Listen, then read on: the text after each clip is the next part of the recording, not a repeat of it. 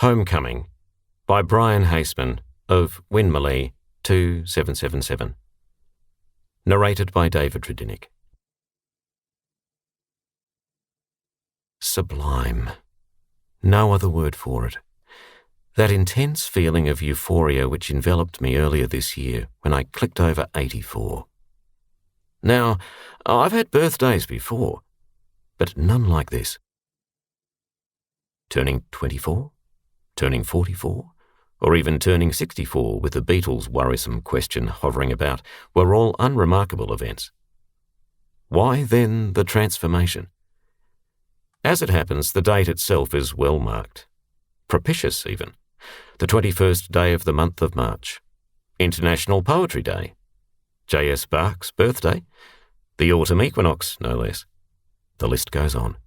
But nothing so awe-inspiring as to prompt near transcendence. To be sure, it was a glorious and enjoyable day. All our offspring had been in contact. My bride and I had enjoyed a feel-good movie. We'd had a delightful lunch, followed by a pleasant lingering over coffees, all accompanied by our usual animated conversation. Pretty ordinary, you might think. Nothing to explain my sublime state. So, how did it happen? Bear with me. I have a theory. There's a journey we're all on in this curious phenomenon we call life. From deep in the core of our evolutionary psyche, we all experience a yearning to come to terms with ourselves, to have a sense of belonging. Above all, we want to feel at one with the earth. A homecoming, you might say.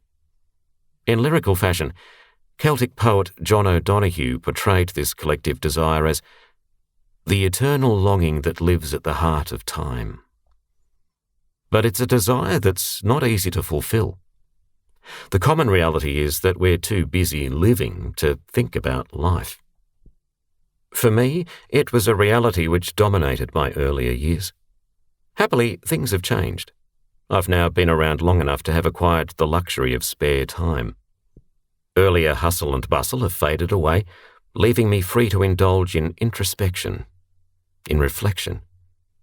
Being blessed with a long life has also delivered a rich harvest of experience.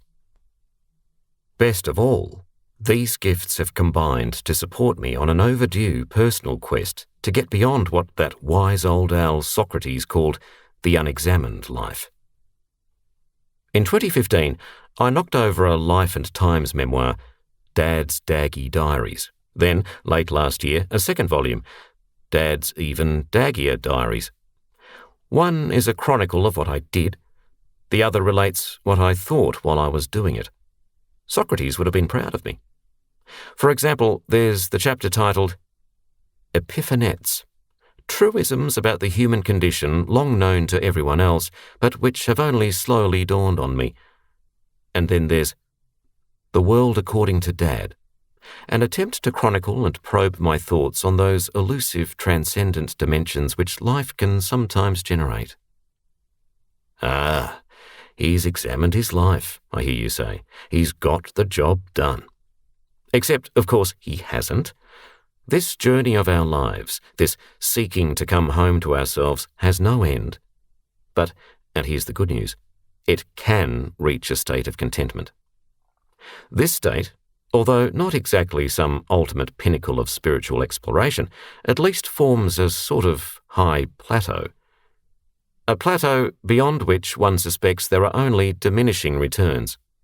It's a place where we've surrendered all our tensions and anxieties. Despite lingering unknowns, we experience a sense of harmony, of belonging. And blow me down, in my old age I've bumbled my way into that wondrous state, resting content with what Michael Lunick calls a deeply satisfying incomprehension. Here on this spiritual plateau, I'm at peace with myself, tranquil on the misty hinterland between rationality and the transcendent. Okay, all very insightful, but how does it explain euphoria upon clicking over 84? Here comes my theory. We often use a day as a metaphor for our life cycle. The rising of the sun signifying birth and so forth. We describe our final decade or two as the twilight of our lives, a time when the brightness of day gives way to the budding tenebrae, inexorably followed by deepening darkness, which in turn heralds the approach of midnight. So, is this the end?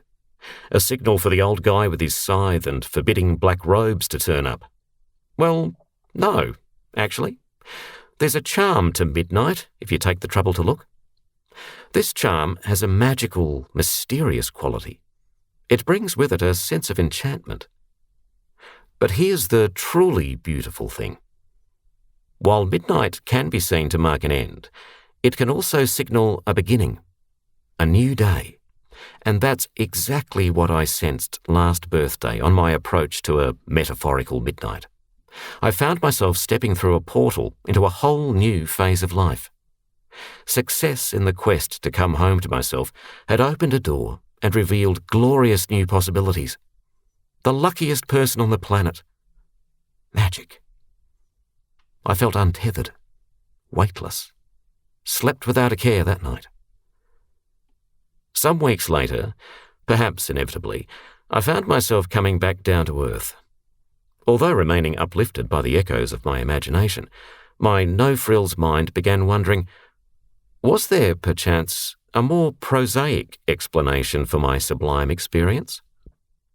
Intrigued, I began Googlifying this strange and wonderful business of aging.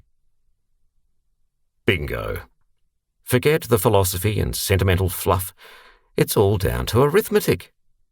Macro Trends, the premier research platform for long-term investors, blissfully informs me that life expectancy in Australia is now 83.94 years.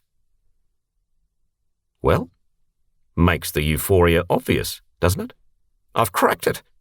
Woohoo!